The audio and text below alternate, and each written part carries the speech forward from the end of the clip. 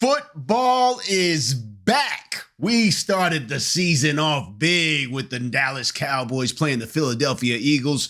And my goodness, football fans everywhere were popping out the beers, the tailgate vehicles. We were watching the game, whether you were a Dallas fan, Eagles fan, it didn't matter. We're just celebrating the NFL season is back. You know, I've proclaimed the Baltimore Ravens are going to win the Super Bowl this year and hoist that Lombardi trophy for the third time, first under the reign of Lamar Jackson. But before we do that, let's not get ahead of ourselves here. I understand we haven't played our first game of the year yet. That is coming up this Sunday. Huge game this Sunday. A rematch of the final game of our season last year, where the Buffalo Bills were fortunate enough that the fingertips of Mark Andrews gifted them a game that ended our playoff run. But unfinished business. The TV gods have decided to make sure that this year the season starts off with a replay in Buffalo under warmer temperatures and with a lot to be decided, a lot on the line. Are the Ravens in trouble? Depending on what Vegas expert you ask, the Ravens are either a 1-point favorite or a 1-point dog. I'm going to break down everything about this game. We know we can expect anything because, remember, this is the NFL. They're gladiators. Every franchise is loaded with the best players in the world at their position. Supreme athletes, players that could go anywhere and be impressive. They only look bad when compared to others of their rank. So, can anything happen? You know it can, including guys can get spit on in the NFL now. Did you see that? Did you see that? What was that dude thinking? Y'all know what I'm talking about. If you saw the season opener of football, what was that? We spitting on people now? Anyway, let's get off of that. Back on topic. Ravens, Bills. Are the Ravens in trouble? We're breaking everything down. I'm Rob Love. This is One Flock. You know what time it is. It's time to fly. Fire up that intro.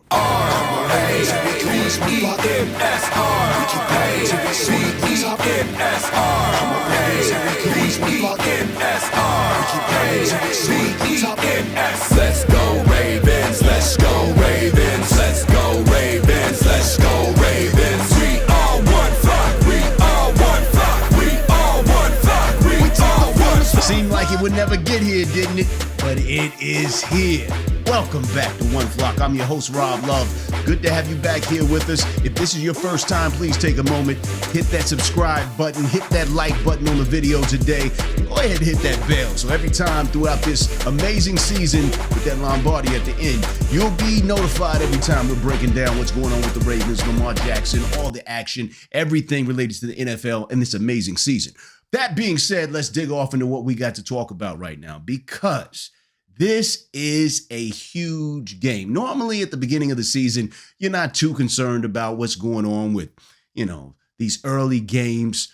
But this one in particular for the Baltimore Ravens has much more meaning than probably any opening game for any franchise in the league not called the Buffalo Bills. I will explain. Check this out. Now, we know that every year the Buffalo Bills win their weak division. Their division over there where they're at, they don't have to play anybody regularly. They get to play the bottom feeders of the AFC twice a year, and thus they win it every year. Meanwhile, Lamar Jackson and the Baltimore Ravens are in the AFC North. And who is in the AFC North? Can someone say Joe Burrow? Yeah, Cincinnati Bengals. Yeah, those guys. High-powered offense. Jamar Chase, those guys. Yeah. Can you say the Pittsburgh Steelers? Some guy named Aaron Rodgers, who even though he's old, they keep paying him money for some reason.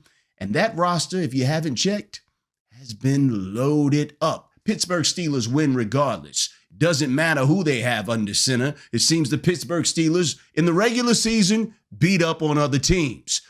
Lamar Jackson has to play not only the AFC North teams, but did you know that 5 out of the first 6 games that the Ravens play this year are against division champs from last year? That's right. We have to play the Lions. We got to play the Chiefs. We got to play the Bills. It just keeps going. Meanwhile, the Buffalo Bills play the Baltimore Ravens to start the season, and after that, I think the next 5 or 6 teams they play, bottom feeders, teams with losing records last year. Why do I mention this? Well, it's because if you're the Buffalo Bills and you win the season opener, okay, that's great. But if you lose it, it's not that big of a deal because you can win the rest of your games relatively easily. And at the end of the year, when home field advantage for the AFC is going to be decided, what weighs heavily on that? Your overall season record in division. Who's going to have the easiest path to having an overall great season in division? The Buffalo Bills, because of the ease of their division, the ease of their games, their schedule. It's patty cake, patty cake. Meanwhile, if the Ravens lose the season opener against the Buffalo Bills, they will already be 0-1 behind the Buffalo Bills in AFC play. The Ravens could have a good AFC North season, win the AFC North, and that season opener could cost them home field advantage, and they could find themselves in January playing in Buffalo, New York, in a foot of snow, which we know is not favorable conditions. Home field advantage for both the Buffalo Bills and the Baltimore Ravens is real. What did the Buffalo Bills go 11-0 at home last year, 12-0, something like that? So this is a huge game because in all likelihood, the loser of this game will not only just lose this game, but in all probability, lose home field advantage potentially for the AFC. This is huge for the Ravens. This is huge. We know what the goal is. The goal is a Super Bowl championship this year. And everything you can do right now to make that goal more achievable is huge and important. And I'm sure that's on the minds. I'm sure all the players are conscious and aware of this. This is not just a revenge game. I'm sure it's that too. If you listen to some of the comments that Mark Andrews has been saying to the media, everyone's been asking him about that game last year. And if you listen to what Mark's been saying, it's very clear. You listen to what his teammates have been saying. It's very clear that that game, yes, has weighed on their mind the entire offseason because the entire team knows that they should have progressed last year.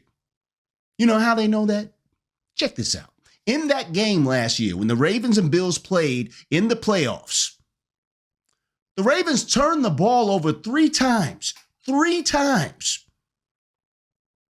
3 times. And Mark Andrews had the fateful drop in the end zone that eliminated the 2-point conversion that would have led to tying the game. 3 turnovers. Not just 3 turnovers. They also had 12 penalties for 133 yards. That's a football field and a half nearly. And they only lost by 2. Think about that. They turned the ball over 3 times, dropped a 2-point conversion, had 133 yards of penalties. Meanwhile, the Buffalo Bills didn't turn over the ball at all. Our defense did not turn over the Buffalo Bills once. And we only lost a little bitty margin. The Ravens know we should have won that game. So yes, it's weighed heavily on their minds. The defense has been thinking about, if only we could have gotten a turnover. Mark Andrews has been thinking about, if only I hadn't fumbled the ball. If only I hadn't dropped the pass. Lamar is thinking about, if only I hadn't tried to hold on to that ball and spin around in the ice and hadn't turned over that ball in the fumble. If only. This team will come in focused. Everything I've heard is that Mark Andrews specifically has been a different personality all summer long.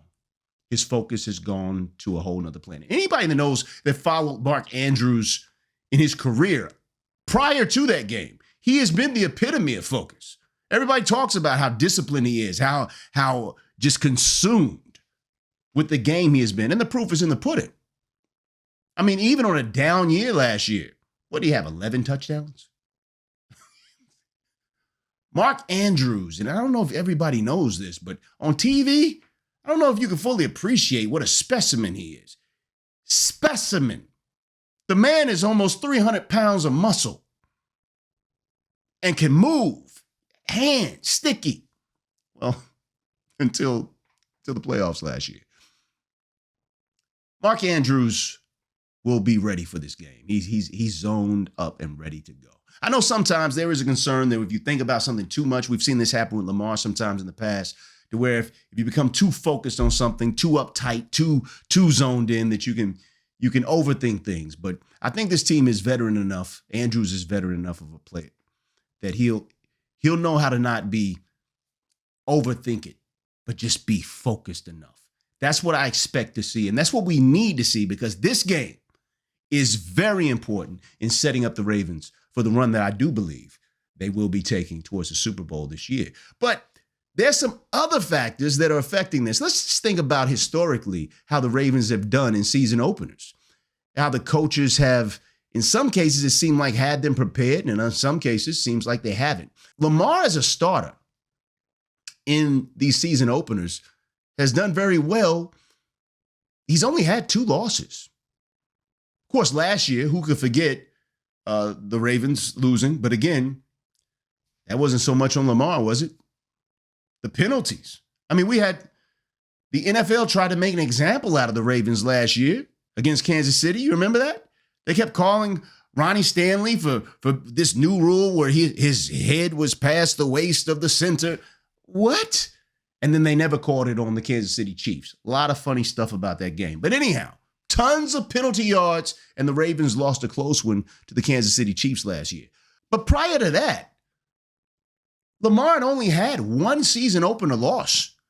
And who could forget that game? That was the inexplicable loss to the Raiders. You remember that? When we lost to the Raiders, that was just a game we'd like to forget. So let's forget that one. Let's not revisit that. In fact, let's just say that as a whole, the Ravens typically have come out good. The Buffalo Bills could make the same statement. They've only had 2 losses in Josh Allen's tenure as season openers. So somebody is about to pick up that 3rd loss. I do not believe that somebody will be the Baltimore Ravens. And I believe that because I think that it actually works in our favor that the Ravens lost in the manner in which they did to Buffalo last year. Both teams will be focused. But you want to talk about a chip on your shoulder? And then add insult to injury? What insult to injury? You know what? I'm not even going to say it because you guys have heard me say it. We've talked about it. But I'm going to let old Coach Gruden, we talked about the Raiders, how the Raiders beat us in a season opener not that long ago. I believe Gruden was still the coach then. But listen to what Gruden had to say about the chip on the shoulder that I'm talking about. Let's listen. Lamar Jackson and Josh Allen, the top 2 quarterbacks in the MVP race last year. I wonder how it really went down. Josh Allen had 383 votes. Lamar Jackson got 362. But who had the votes? Did you have a vote, Jake? Nope. Did you, Clay? No vote. Who voted on this? I want to know. Whoever it was understands this. Last year, statistically, let's just rethink this. Josh Allen, 3,700 yards passing, 28 touchdowns, 6 interceptions. This man, Josh Allen, has combined for 40 touchdowns, rushing and receiving 5 times. He's done that. Only A-Rod has done it that many times. Magnificent production. Lamar Jackson threw for 41-72, man. He had 41 touchdowns, 5 picks, led the league with a 119.6 QB rating, and he's the first man in history to throw for over 4,000 and run for over 900. And I ask you this, how the hell did he not get the MVP with those numbers? How indeed. Thank you, Coach Gruden. You know, I've been screaming that from the mountaintops. You guys have heard it. We're not going to kick it off. You want to hear that episode, the breakdown of what all happened with that last year? It's in the library. You should check it out. Anyway, Gruden, speaking the truth, speaking right to my heart. Thank you for that. I appreciate you. Here's a bourbon for you.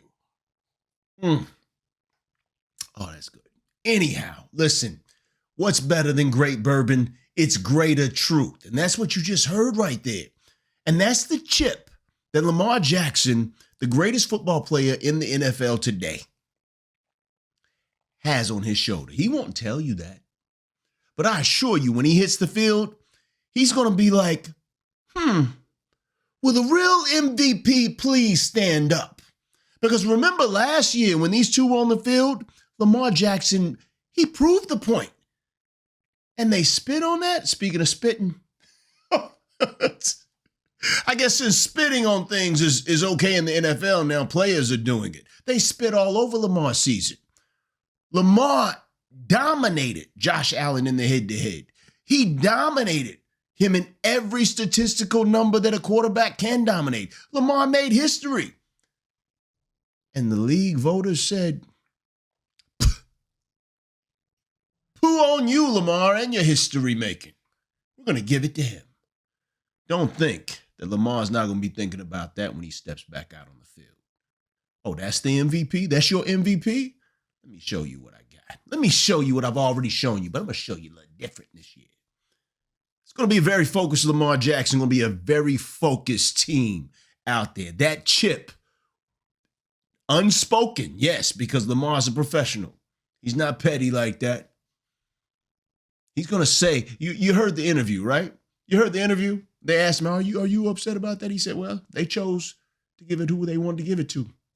It is what it is.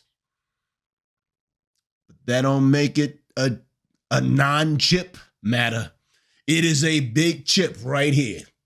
And Lamar Jackson is going to step on the field and show you what's what. Believe that. You heard it here first. Anyhow, there are other things that are weighing on this game. We know the focus will be there for the Ravens. We know they know how important a game this is for them. But there's one other thing that we need to look at because the injuries on both sides. There's not just injuries on the Ravens side. There's injuries on the Bills side as well that I believe will have an effect on the ultimate outcome of this game and the way that it's going to shape up. Let's look at first what we know about the Ravens. The Ravens, we know Isaiah Likely, a very skilled player, key in the Ravens offense, will not, in all likelihood, no pun intended, but they work out well, will not be playing in this game. It's unlikely that Likely will play. He hasn't suited up for practice, or he's been limited, I believe. No, he's sidelined. Likely is still sidelined, so don't expect to see him in this game. Patrick Ricard, though, I believe, is an even more impactful injury situation, particularly in this game. If you think back to the previous encounters, the way the Ravens offense has used Patrick Ricard specifically against the Bills' smaller defensive line to just bowl over those guys and open up the hole for the running game has been dominant and consistent. I mean, they've had no answer for it. Pat Ricard is an absolute monster, a mountain of a man. For those of you Game of Thrones fans, the mountain, that's Patrick Ricard, the mountain. But right now with the calf injury, he has not returned to practice, so don't expect to see him in this game. And that is a huge loss if you think about the type of offense that we've run against the Bills effectively. So what does that mean? Well, I'll tell you what I think about that in a minute, but in order to really wrap that whole picture up, I've got to talk about the injuries on the other side of the ball with the Buffalo Bills. The Buffalo Bills are missing several key corners.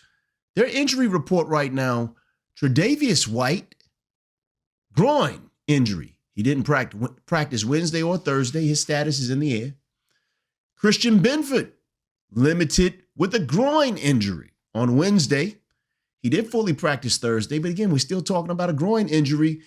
Anybody who's had a groin injury or followed these types of injuries, you know that even if a player is able to return right off the back of a groin injury, he's tender. His ability to be able to cut, which corners have to be able to do. They have the most demanding. We talked about this over and over again.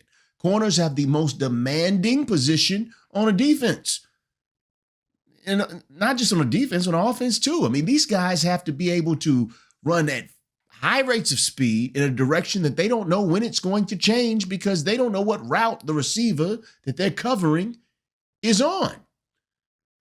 A Groin injury does not allow you to do that effectively. Not as effectively as you would do it as a star corner, the likes of Tre'Davious White and Christian Benford. So those injuries gives the Ravens offense a strategical advantage in the secondary to where maybe we don't, since we don't have Pat Ricard, since we can't do the traditional just run it down their throats until they get tired, maybe since Pat Ricard is not there to bowl through their defensive line, which is smaller but has a lot of speed, maybe Lamar just throws over those guys while they're trying to penetrate the backfield. Attacks that weakened secondary, uses the pass to soften up the defense for the run. Maybe we use the pass, attack that air game, attack that weak secondary, make that defense pull out of the box, and then let Derrick Henry mow him down. Pick your poison. I do believe that, I'm not the offensive coordinator. We got a really good one down there, though. He's got some things figured out over there. We got us a good one. He'll have a plan ready, but don't be surprised if Todd Monken pulls out a whole different scheme to scheme those runners open, different than what the Buffalo Bills are used to seeing when we have Pat Ricard in there. And that, too, I think, plays in our favor. But we'll see how it goes. But these injuries are definitely going to have an effect on how both teams adjust to this play because they are key injuries. And that's not all of them. If you look here, they've also got, wide receiver injuries. Keon Coleman, limited in practice this week with a groin injury. Khalil Shakir, high ankle sprain, likely good to go, it says, but a high ankle sprain, you don't know what you're going to get after that. Khalil Shakir is one of the most underrated wide receivers, I believe, in the whole NFL. This guy is special. And that's why it burned me up last year. Every time I heard these commentators when they were trying to make this make-believe pitch for Josh Allen, why he should be the MVP over Lamar, when Lamar was beating him in literally every statistical category that a quarterback is measured by.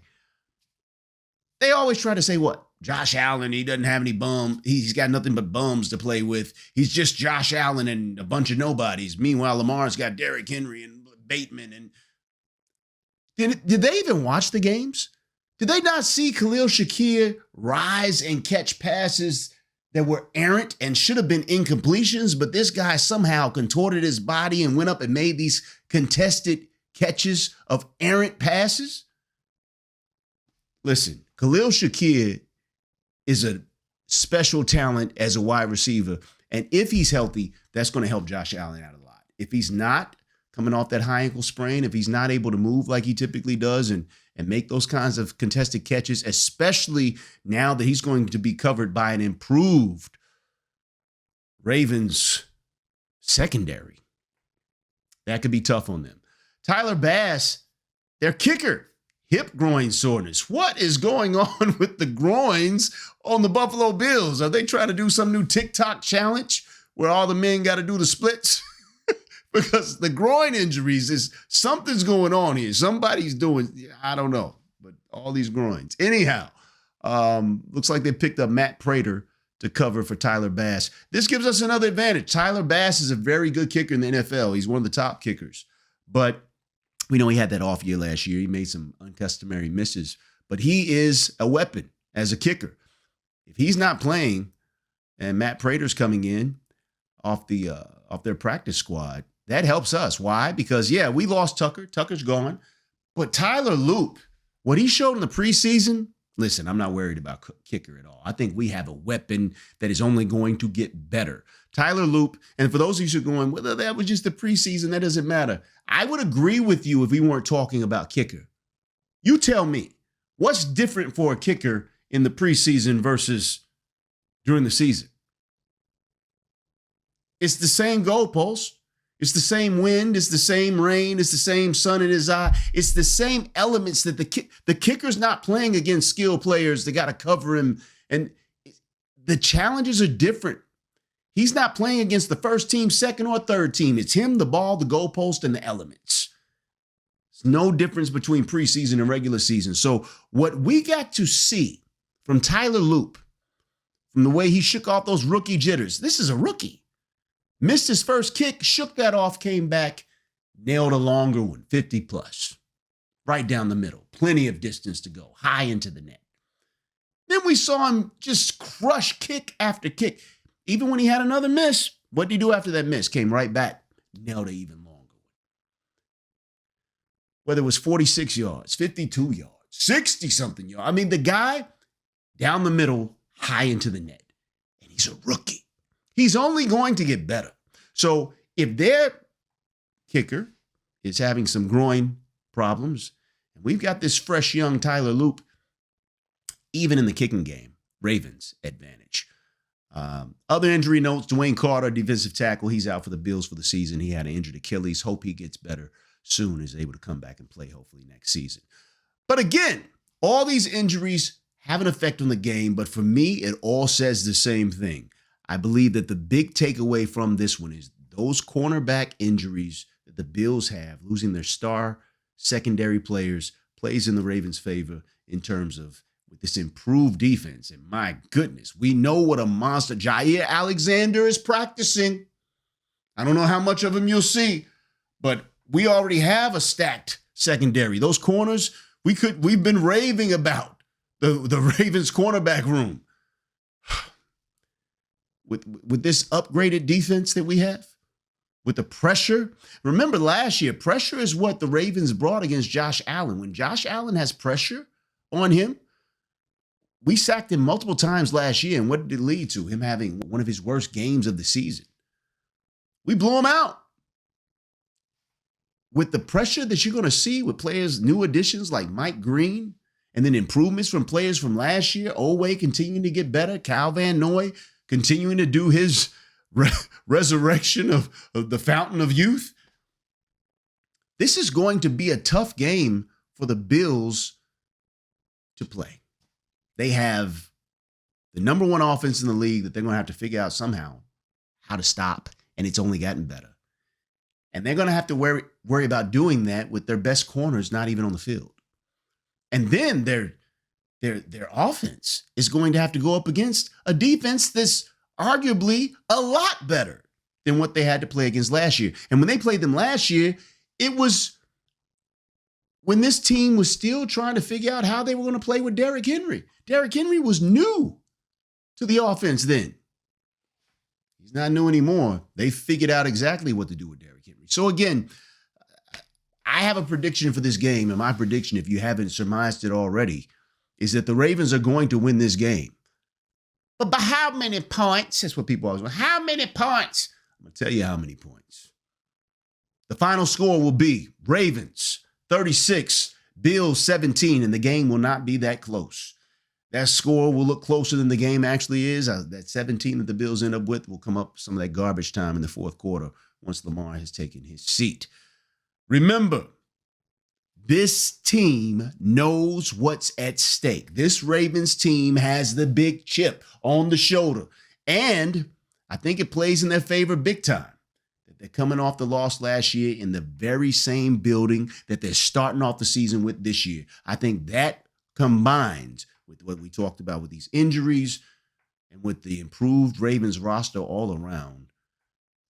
You're going to see a laser-sharp Lamar Jackson, a laser-sharp Mark Andrews. You're not going to see all those turnovers. You're not going to see now penalties. I am concerned about. We gotta mention that. The penalties, we've still been hearing about the flags in practice. We saw them in the preseason. If the Ravens don't get that figured out, then this could be a derailer for it, not just any game, but certainly for the season. You're not going to win a Super Bowl when you're the number 2 penalized team in the country. That's a recipe for just shooting yourself in the foot, which we've seen the Ravens do in a lot of games that should have been wins. So what I'd really like to see out of this team, I'd like for them to see, as a result of this focus, get rid of those silly penalties, the false starts, the jawing when you shouldn't be jawing. Play like a pro and just do what you know how to do. And if this team can get out of their own way, Buffalo doesn't stand a chance. You got the score, 36-17. I want to know what you think. What will the final score be? Drop it in the comments right now. And Bills fans, you think I'm wrong? You think I'm crazy? Give me your legitimate reason, not just the fanatic one. Give me your legitimate reason why you think your team's going to win if you think I'm wrong. I will tell you this. I'm excited about the game. I'm so glad we can start this trash talk again. I'm glad that we can get on this journey. Thank you for coming and being with me in this first episode of the actual season. It's season 2 for One Flock. I'm your host, Rob Love. Appreciate you being here again. If you're a new subscriber, we appreciate you. We're almost coming up on that critical 1,000 subscribers mark. So please, if you know some people that like this type of content that's not already here, invite them in. We're taking on all the family. Let's go. Because we don't fly alone. We fly together. One flock.